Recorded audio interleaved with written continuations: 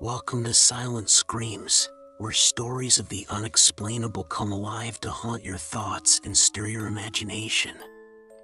Tonight, we delve into a tale so chilling, it might just make you think twice before answering a late-night phone call. Turn down the lights, silence your distractions, and let the shadows grow as we begin. It started like any ordinary evening. Sarah had just returned home from her late shift at the diner, exhausted and craving the comfort of her bed. The tiny one-bedroom apartment was quiet, save for the hum of the refrigerator and the occasional creak of the wooden floors. She tossed her keys on the counter, slipped off her shoes, and let out a long sigh. The world outside was cold and unforgiving, but here, within these walls, she felt safe. At least, she thought she did. The clock on the wall read 12:47 a.m. as she settled into her couch, her phone resting on the armrest. She scrolled mindlessly through social media, the glow of the screen casting eerie shadows on her face. Just as her eyelids began to droop, the shrill sound of her phone's ringtone shattered the silence. Startled, she grabbed it, her heart thumping a little harder than she cared to admit. The caller ID displayed a number she didn't recognize. It wasn't completely unusual. Spam calls were a nuisance she had grown used to. But this was different. The number wasn't formatted like any she'd seen before, just a string of distorted characters, almost like a glitch. She hesitated, her thumb hovering over the green button. Something about it felt wrong, but curiosity got the better of her.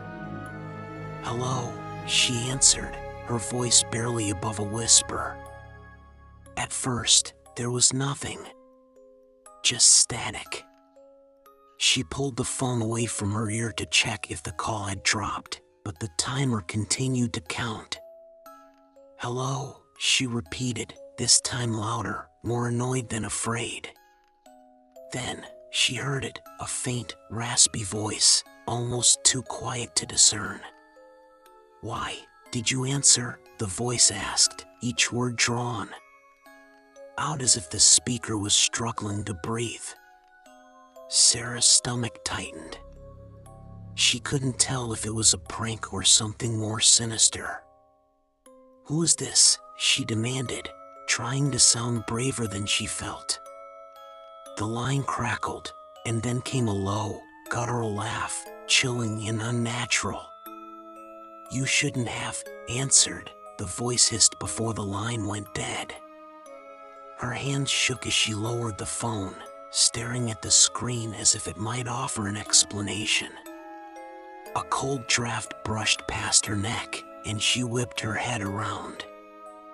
The room was empty, but something felt off.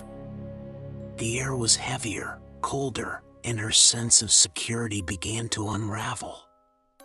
She tried to shake it off, blaming exhaustion and an overactive imagination. Yet, as she made her way to the kitchen for a glass of water, she couldn't ignore the feeling of being watched. Her skin prickled, and her breath hitched when she noticed her reflection in the dark window. At first, it looked normal, just her standing there, clutching the glass. But as she stepped closer, she swore she saw a second figure behind her, a shadowy outline that shouldn't have been there. She spun around, but there was no one. The room was as still as ever. Yet, the unease lingered, gnawing at her from the inside. Sarah grabbed her phone and texted her best friend, Emily. * weird call just now. Feeling creeped out. Can you call me? *. The response was almost immediate. Can't. Asleep. Call you tomorrow. Disappointed but unwilling to let herself spiral into paranoia, she tried to brush it off. "I'm just tired," she told herself. That's all. But deep down, she didn't believe it. Hours passed, and sleep eluded her. Every creak of the floorboards, every groan of the old pipes, felt amplified in the oppressive silence. She lay in bed, her eyes fixed on the ceiling, trying to will herself into calmness.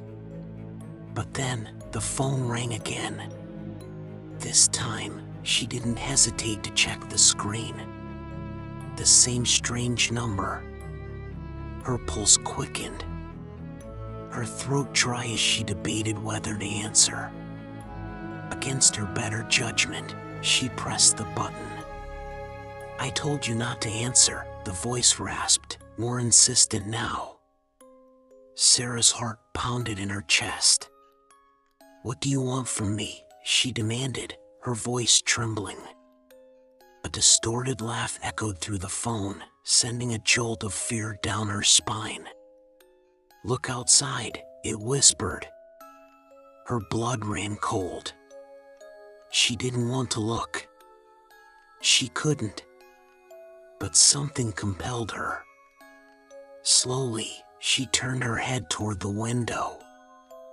At first, she saw nothing, just the dark street illuminated by the dim glow of a flickering street lamp. But then, she saw it. A figure stood beneath the lamp, motionless. Its face was obscured by a shadow, but its head tilted upward as if it were looking directly at her window. Sarah's breath hitched as she clutched the phone tighter. Who are you? She whispered, though her voice barely escaped her lips. The figure raised a hand and waved slowly, unnaturally. The phone crackled again, and the voice, now louder, more menacing, spoke. I'm closer than you think. Before she could react, a loud knock echoed through her apartment. 3 sharp raps on her door that made her jump. Her phone slipped from her hand and clattered to the floor. The knock came again, louder this time, almost frantic. She scrambled to her feet, her mind racing. She didn't want to open the door. She didn't even want to move. But the knocking didn't stop. It grew more insistent, more aggressive, shaking the very walls of her apartment. Sarah, the voice from the phone now whispered in her ear, though the device lay silent on the floor. Let me in. A cold sweat drenched her as she backed away from the door, her eyes darting around the room for something, anything, to defend herself. The knocking stopped abruptly, plunging the apartment into a suffocating silence. Then, she heard it. The sound of slow, deliberate footsteps inside her apartment. The sound of footsteps was impossibly loud in the oppressive silence, each step deliberate, measured, and closer. Sarah's breath caught in her throat as she pressed herself against the far wall, her eyes darting around the room. The phone still lay on the floor, its screen dimmed, but the voice lingered in her mind, whispering her name like a cruel echo. Sarah, it called, dragging the last syllable with an unnatural, guttural tone. Her knees trembled as she tried to steady herself. The rational part of her mind screamed that this wasn't possible. Her door was still locked, her windows shut, but logic held no weight against the primal terror clawing at her insides. She wanted to believe it was all a bad dream, that she would wake up any second in her bed, drenched in sweat but safe. But the footsteps, they were real. Who's there? She choked out, her voice barely above a whisper, her throat dry as sandpaper. No response came. Only the footsteps, now circling her small living room, slow and unrelenting. The shadows seemed to stretch and twist unnaturally in the dim light, their movements almost alive, as though mocking her fear. Gathering what little courage she could muster, Sarah lunged for the lamp on the side table. Her fingers fumbled against the cold metal base, and for a terrifying moment, She thought she might knock it over. But the lamp stayed upright, and the room was flooded with a pale, warm light. The footsteps stopped. For a brief, fragile moment, the silence was deafening. She strained to listen, her ears searching for any sign of movement, any clue to explain the unexplainable. And then, a low, guttural growl rumbled through the room. Her heart dropped. It was the kind of sound that didn't belong in this world, animalistic, yet somehow human, reverberating with an unnatural frequency that made her stomach churn. "Sarah," the voice came again, no longer a whisper. This time, it was louder, stronger, echoing from nowhere and everywhere. At once, she stumbled backward, clutching the lamp for dear life as if its meager light could protect her. Her eyes darted to the door. It was still shut, the locks firmly in place. Yet, the air felt heavier, suffocating, as if the room itself was alive, pressing down on her. The growl grew louder, morphing into an unholy cacophony of sounds, cries, whispers, laughter. Sarah's vision blurred as panic clawed at her, her breath coming in short, ragged gasps. She felt like she was drowning, trapped in a waking nightmare with no way out. Then, the lights flickered. Once, twice, and went out. Darkness swallowed the room, thick and impenetrable. She could hear her own heartbeat pounding in her ears, her shaky breaths the only sound. Or so she thought. From the corner of the room came a faint scraping sound, like nails dragging across the floor. Sarah's stomach lurched as she turned her head, her eyes straining to see through the darkness. "Please," she whispered, tears streaming down her face. A flash of movement caught her eye, a shadow darker than the surrounding darkness, shifting unnaturally, its edges jagged and impossible to focus on. It moved closer, the sound of scraping following it like an ominous melody. "Let me in," the voice demanded again, though now it seemed to emanate from inside her own head, vibrating against her skull. She screamed, her voice breaking as she backed into the wall, clutching the useless lamp. Her knees gave out, and she crumpled to the floor, curling into herself like a cornered animal.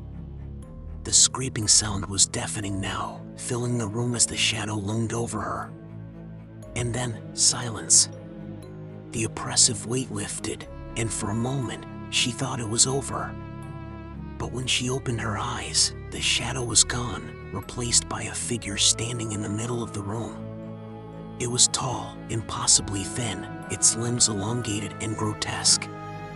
Its face, or what should have been its face, was a blank canvas, devoid of features. Yet, she felt its gaze boring into her, cold and merciless. The figure tilted its head, a jerky, unnatural motion that sent a shiver down her spine. Slowly, it raised an arm, its bony finger pointing directly at her. "No," she whimpered, shaking her head. The figure didn't move, didn't speak. But the air grew colder, the temperature plummeting until she could see her breath misting in front of her. Her tears froze on her cheeks as a deep, guttural sound rumbled from the figure, like laughter twisted and broken. The phone on the floor buzzed, its screen lighting up. The same unrecognizable number flashed across it, and before she could think, it answered itself. "Sarah," the voice hissed, louder now, almost gleeful. "You've let me in." The room began to shake, the walls groaning as if under some immense pressure. Objects flew off the shelves, crashing to the floor with violent force. The figure didn't move, but the shadows around it seemed to writhe and twist, growing darker and more menacing. She scrambled to her feet, her survival instincts kicking in. She bolted for the door, fumbling with the locks, her trembling hands betraying her. Behind her, the figure let out an unholy screech, the sound so piercing it made her ears ring. The lock finally gave way, and she yanked the door open, stumbling into the hallway. She didn't dare look back as she ran, her bare feet pounding against the cold floor. The hall stretched endlessly before her, the flickering fluorescent lights casting distorted shadows. But something was wrong. No matter how far she ran, the end of the hallway seemed to get farther away, stretching impossibly long like a cruel illusion. She glanced over her shoulder, and her blood turned to ice. The figure was there, standing at the far end of the hall. It didn't chase her. It didn't need to. The shadows around it surged forward, consuming the light as they came closer and closer. She ran faster, her lungs burning, her legs screaming in protest. Doors on either side of the hallway slammed open and shut, as if mocking her. Faint whispers seeped through the cracks, calling her name, laughing, crying. And then she tripped. She hit the floor hard, the impact knocking the wind out of her. She scrambled to get up, but her ankle throbbed in protest, a sharp pain shooting through her leg. The shadows were almost upon her now, swallowing everything in their path. Desperate, she crawled forward, her hands scraping against the rough floor. The whispers grew louder, more frantic, as if they were trying to drown out her thoughts. "You can't run, Sarah," the voice taunted, closer now, almost beside her. She screamed again, her voice hoarse and broken, as the shadows reached out, clawing at her like living things. Just as they closed in, she saw it, a door at the end of the hallway, bathed in an otherworldly light. Her fingers dug into the floor as she pulled herself toward it, every inch feeling like an eternity. The pain in her ankle was excruciating, but she didn't care. The light grew brighter, cutting through the darkness like a lifeline. Just as the shadows enveloped her, she reached the door, throwing it open and tumbling through. The last thing she heard before everything went silent was the sound of the figure's laughter, low and menacing, echoing in her mind. The room she entered was cold, sterile, and eerily quiet. The walls were white, the floor polished to a mirror-like shine. There was no sign of the hallway, no sign of the figure or the shadows. Just endless emptiness.